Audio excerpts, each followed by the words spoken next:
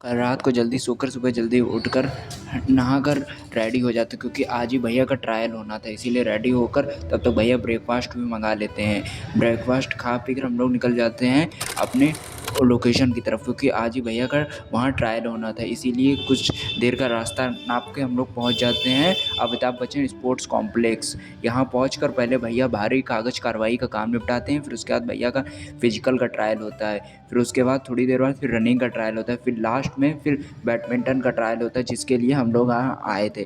फिर यहाँ ट्रायल होते होते बहुत देर हो जाती है, लगभग शाम को 8:30-9 बज जाता है, इसीलिए वहाँ से निकलते निकलते देर हो जाती है। इसीलिए फिर सीधे हम लोग होटल पे ना रखे पिज़्ज़ा लेने आ जाते हैं। पिज़्ज़ा लेके हम लोग सीधे होटल के रूम में चले जाते हैं। लेके रूम में जाते हैं हम लोग, खा पी कर उनकी दी हुई टीवी का सदुपयोग करके जल्दी सोने के बावजूद भी सुबह देर में उठ के तैयार होकर पहुंच जाते हैं। भैया के पड़ोस में एक दुकान, होटल के पड़ोस में एक दुकान थी, इसीलिए वहाँ चाय पीकर हम लोग पहुँचे। हमारे होटल के पड़ोस में ही था महर्षि भरद्वाज आश्रम। इसके बारे में मैं आपको कुछ जानकारी बताता हूँ।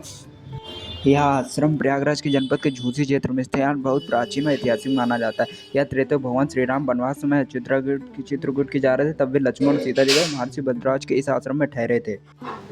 यह आश्रम में विशुअल गुरुकुल का हुआ करता था, जहाँ हजारों शिष्यों को वेद अध्ययन करते थे। आज भी यह आश्रम धार्मिक आस्था का केंद्र है। माघ मेला में कुंभ के अवसर पर यहाँ श्रद्धालुओं की बड़ी संख्या में भीड़ उमड़ती है। यह स्थान प्रयागराज के प्रमुख तीर्थ स्थलों में से एक गिना जाता है।